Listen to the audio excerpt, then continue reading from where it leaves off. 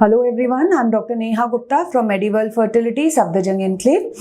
Today we are going to continue our session on pregnancy and we are going to talk about the second and third month of pregnancy. Pregnancy हमारे 3 trimesters में divided होती है. The first trimester which ends at the end of 3 months or 13 to 14 weeks of gestation. तो जो pregnancy के second और third month होते हैं उसमें व्हाट टू एक्सपेक्ट, क्या प्रॉब्लम्स आ सकती हैं, इसके बारे में आज हम बात करेंगे. So once the pregnancy is confirmed in your first month and you know beta HCG is positive, तब हम फर्स्ट अल्ट्रासाउंड जो करते हैं 6-7 वीक्स पर करते हैं, जिसको वाइबिलिटी अल्ट्रासाउंड बोलते हैं.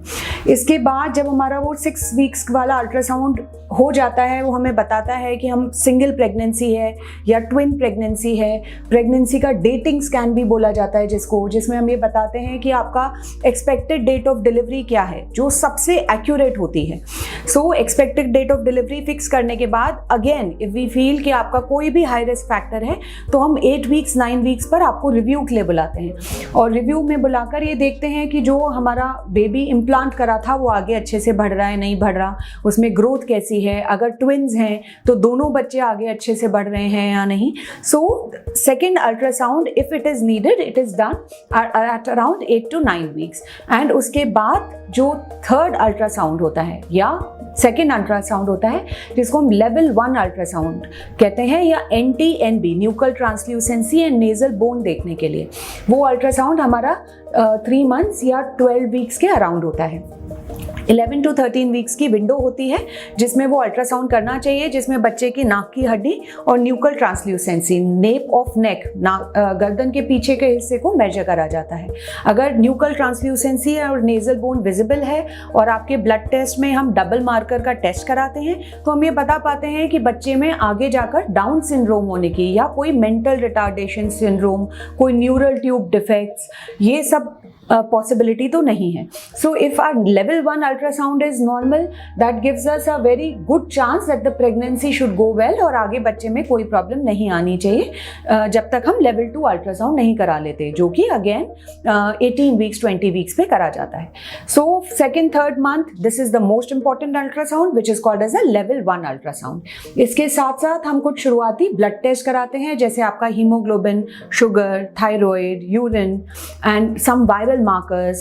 इन सारे टेस्ट को कराकर हम ये पता करते हैं कि आपको कोई मेडिसिन की जरूरत तो नहीं है, बिकॉज फर्स्ट 3 मंथ्स में बच्चे का न्यूरो डेवलपमेंट होता है, जो ऑर्गेनोजेनेसिस होती है, बच्चा जो बन रहा है वो सारा बनावट पहले 3 महीने में पूरी हो जाती है. तो उस टाइम पर हम आपको कोई एक्स्ट्रा सप्लीमेंट्स नहीं देना चाहते हैं एक्सेप्ट फॉर फोलिक एसिड.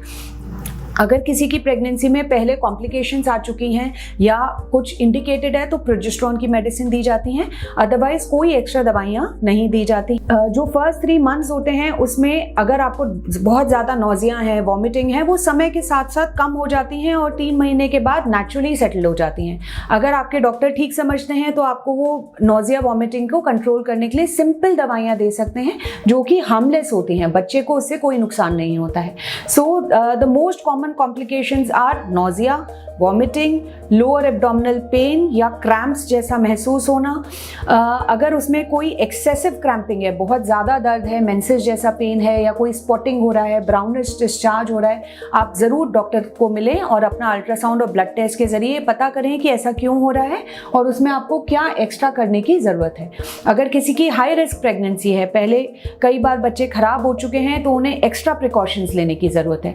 अगर वो यंग है, पहली प्रेगनेंसी है या पहले प्रेगनेंसीज अनइवेंटफुल रही हैं, उसमें कोई प्रॉब्लम नहीं रही है, pregnancy is a physiological state, उसमें हम बहुत ज़्यादा आपको रेस्ट या रिस्ट्रिक्शंस नहीं बताते हैं.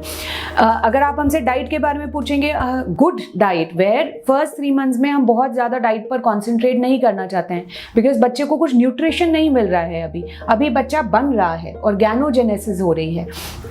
तो उस टाइम पर आप डिहाइड्रेटेड ना हो, पानी की कमी ना हो शरीर में, बहुत ज़्यादा वॉमिटिंग ना हो, इसके लिए आपको जो अच्छा लगता है आप वो खाएं, अपने आप को हाइड्रेटेड रखें. अगर फ्रूट्स वेजिटेबल्स खा सकते हैं, बहुत अच्छी बात है, अदरवाइज 3 महीने के बाद हम आपकी डाइट रेगुलराइज कर उसमें प्रोटीन बढ़ाते हैं और बच्चे का वजन अच्छे से बढ़े इसकी कोशिश करते हैं. So first 3 months the main thing is that we should not abort. The chances of abortion is maximum during the first 3 months, और वो भी पहले 8-9 हफ्ते तक अबॉर्शन होने के चांसेस ज़्यादा रहते हैं।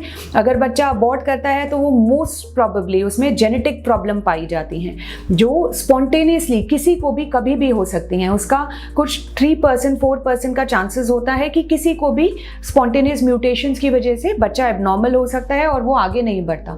सो अगर आपको कोई भी ऐसी प्रॉब्लम है, एक्सेसिव क्रैम्पिंग है, ब्लीडिंग है, डिस्चार्ज है या आपकी बच्चा आगे नहीं बढ़ रहा है, इन सारी चीज़ों को आप अपने डॉक्टर से जाकर मिलें और वो अकॉर्डिंगली आपको मेडिसिन प्रिस्क्राइब करेंगे। बाकी फर्स्ट 3 मंथ्स में कोई बहुत ज़्यादा रिस्ट्रिक्शंस की ज़रूरत नहीं है, बट बहुत long travel, heavy weight lifting, squatting, जल्दी जल्दी सीढ़ियाँ ऊपर नीचे करना, ये सारी चीज़ें को हमें अवॉइड करना चाहिए। खाने पीने में भी हमारा कोई ऐसा परहेज़ नहीं होता। We don't tell you to specifically avoid certain things, but too much of papaya and pineapple as they say वो अबॉर्टिफेशेंट होते हैं, उनके भी सीड्स अबॉर्टिफेशेंट होते हैं, not really the fruit. But फिर भी इन फ्रूट्स को या तो ना खाएं या कम मात्रा में खाएं। 3 मंथ्स के बाद इनसे कोई खतरा नहीं होता, हम आपकी नॉर्मल डाइट को रिज्यूम कर सकते हैं। So if you have any queries, अगर आप अपने प्रेगनेंसी के बारे में, पहले 3 महीने में जो प्रॉब्लम्स हैं या दवाइयाँ हैं उनके बारे में हमसे कुछ पूछना चाहते हैं, we will be very happy to answer your queries. Thank you.